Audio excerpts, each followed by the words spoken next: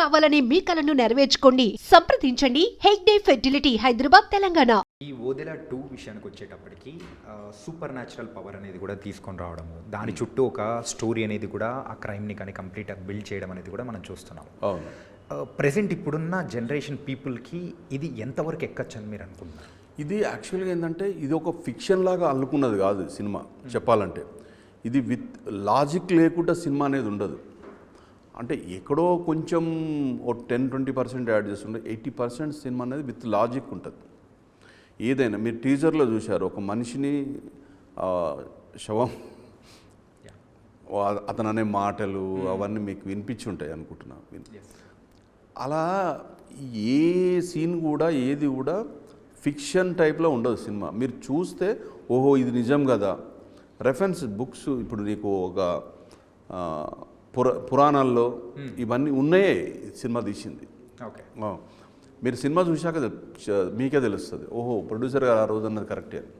Okay sir, ఇంకొకటి మన తెలుగులో ఇంకొక నానుడి అనేది కూడా ఉంది. ఏంటంటే ఫస్ట్ పార్ట్తో కంపేర్ చేసుకుంటే సెకండ్ పార్ట్ అంత కిక్ అనేది ఇవ్వదు, ఆ సక్సెస్ అనేది కూడా సాధించడం అనేది కూడా ఎక్కడో తప్పటడుగులు కూడా పడిపోయే సందర్భాలు ఉంటుంది. కమింగ్ టు ద ఓదెల 2 మాత్రం అలా అనిపించట్లేదు. అసలు తప్పటడుగులు కాదు, ఎక్స్ట్రా అడుగులు చాలా పడ్డాయి. ఇది తప్పటడుగులు కాదు. ఇది ఎలా అంటే 1 ఇక్కడ ఉంటే 2 ఎక్కడో ఉంది. మెయిన్గా అంత రేంజ్కి తీసుకెళ్ళడానికి గల రీజన్ ఏంటి?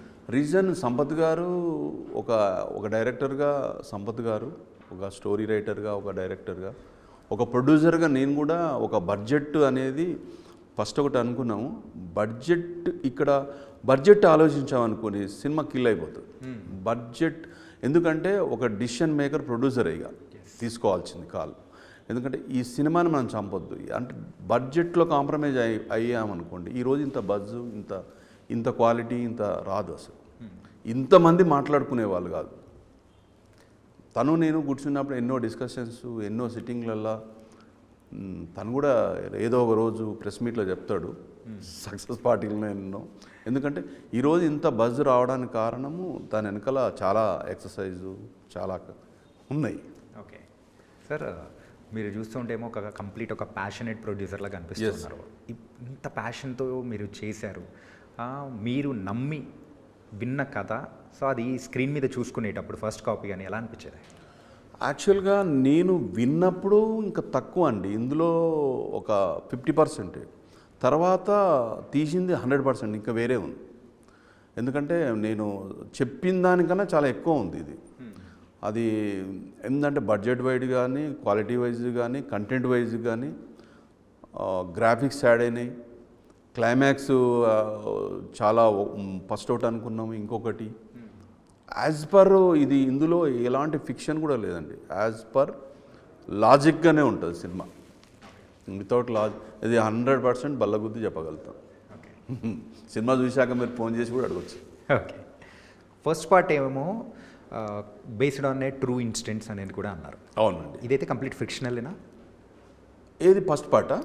సెకండ్ పార్ట్ కూడా ఫిక్షనల్ కాదండి. ఇప్పుడు వితౌట్ లాజిక్ సినిమా అనేది ఉండదని చెప్తున్నాను కదా, ఫిక్షన్ అనేది కాదు.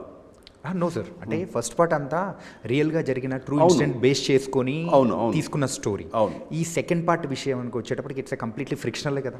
ఫిక్షనల్ కాదండి ఇది కూడా లేదు. ఒక నాగసాధు అనేది ఫిక్షన్ కాదు కదా. యా, ఒక నాగసాధు అనేది ఆమె ఎవరు ఏంది అనేది మీ సినిమాలో చూస్తారు. ఓకే, ఒక మనిషిని ఒక శవంని పాతి పెడుతున్నారు, అది ఏ ప్రకారంగా పెడుతున్నారు, దానివల్ల ఎన్ని దుష్పరిణామాలు వస్తాయి అలా పెడితే అనేది సినిమా. ఇలా ఫిక్షన్ అనేది ఉండదు. నేను చెప్తున్నా, నేను గ్యారంటీ చెప్తా.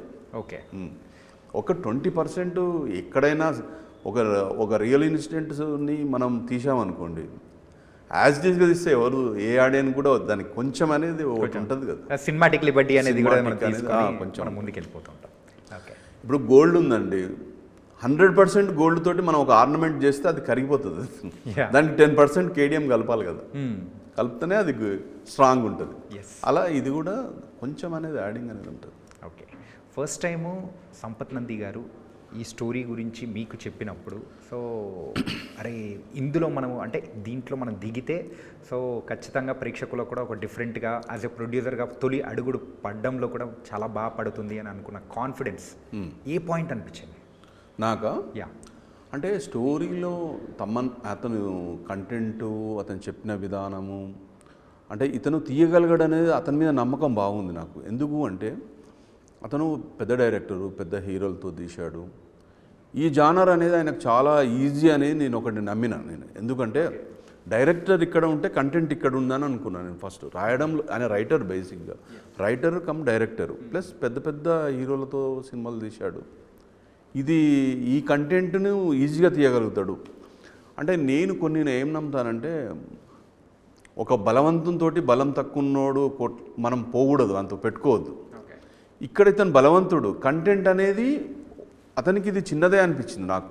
చిన్నది మీన్స్ అలా కంటెంట్ అలా అని కాదు, రాయడంలో చేయడంలో. ఇప్పుడు మనకన్నా స్ట్రాంగ్ పర్సన్ తోటి మనం కొట్లాడలేము. ఇతను ఈజీగా దీన్ని హ్యాండిల్ చేయగలగడు అనేది నేను ఒక బిజినెస్ మ్యాన్గా ఆలోచించిన. మరి అంత బ్లైండ్గా అనేది ఏం దూకలేదు నేను. కొంతమంది అనుకున్నారు ఏంది సంపత్ నంద్ గారితో సినిమా తీస్తున్నాడు, బడ్జెట్ ఒకటి అన్నారు, ఇంకొక బడ్జెట్ ఎక్కడో వెళ్ళిపోతుంది. అది ఎందుకు వెళ్తుంది, ఎక్కడికి వెళ్తుంది అనేది తనకు నాకు తెలుసు. నేను నవ్వుకునేవాడిని. ఎందుకంటే అరే వీడు అనవసరంగా ఇంత డబ్బులు పెడుతున్నారు, అనవసరంగా వేస్ట్ అవుతున్నాయి.